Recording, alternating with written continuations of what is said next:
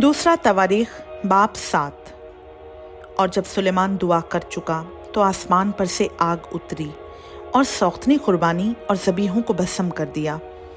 और मस्कन खुदावंद के जलाल से मामूर हो गया,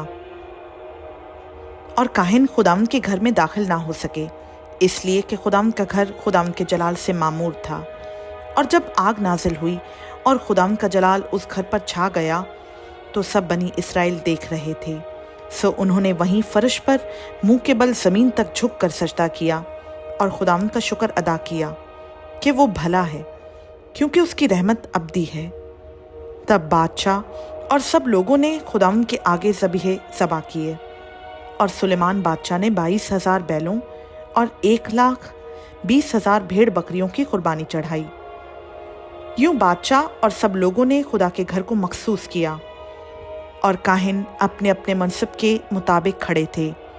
और लावी भी खुदावंद के लिए मौसीकी के साज लिए हुए थे, जिनको दाऊद बादशाह ने खुदावंद का शुक्र बजा लाने को बनाया था, जब उसने उनके ज़रिया से उसकी सताइश की थी, क्योंकि उसकी रहमत अबदी है। और काहिन उनके आगे नरसिंगे फूंकते रहे,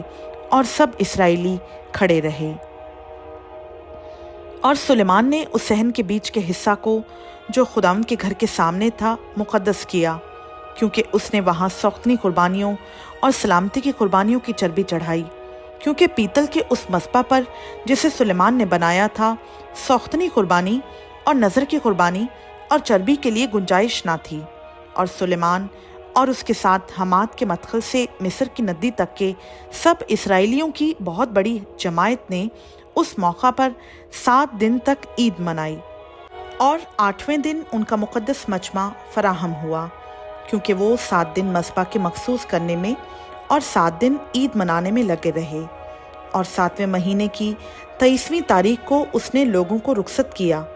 ताकि वो उस नेकी के सबब से जो खुदावंद ने दाऊद और सुलेमान और अपनी कौम इसराइल से की थी, खुश और शादमान होकर अपने डेरों को जाएं। यूं सुलेमान ने खुदावंद का घर और बादशाह का घर तमाम किया, और जो कुछ सुलेमान ने खुदावंद के घर में और अपने घर में बनाना चाहा, उसने उसे बखूबी अंजाम तक पहुंचाया। और खुदावंद रात को सुलेमान पर ज़ाहिर हुआ और उससे कहा कि मैंने तेरी दुआ सुनी और इस जगह को अपने वास्ते चुन लिया कि ये कुर्बानी का घर हो।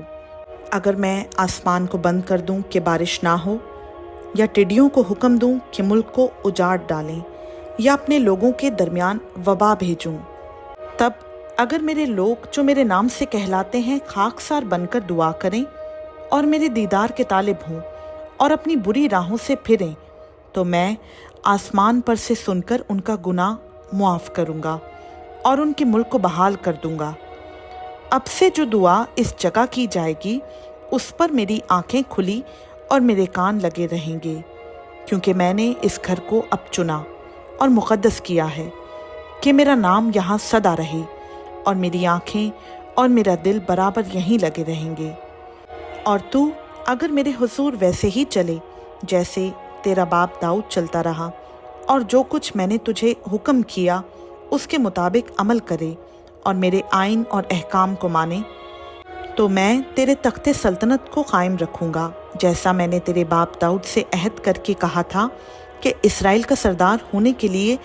तेरे यहाँ मर्द की कभी कमी ना होगी। पर अगर तुम बरगश्ता हो जाओ और मेरे आइन और अहकाम को, जिनको मैंने तुम्हारे आगे रखा है, तर्क कर दो और जाकर गैर माबूदों की इबादत करो और उनको सजदा करो, तो मैं उनको अपने इस मुल्क से जो मैंने उनको दिया है जड़ से उखाड़ डालूंगा, और इस घर को जिसे मैंने अपने नाम के लिए मुक़द्दस किया है अपने सामने से दूर कर दूंगा, और इसको सब कौमों में ज़रबुल मिसल और अंगुश्त नुमा बना दूंगा। और ये घर जो ऐसा आलिशान है, सो हर एक जो इसके पास से गुजरेगा हैरान होकर कहेगा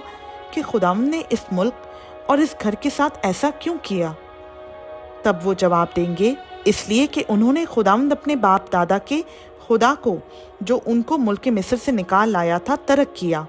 और गैर माबूदों को इख्तियार करके उनको सजदा किया और उनकी इबादत की। इसीलिए खुदावंद ने उन पर ये सारी मुसीबत नाजिल की। खुदावंद का पाक कलाम का पढ़ा। سنا سمجھا اور قبول کیا جانا ہم سبوں کے لیے باعث برکت ہو، آمین۔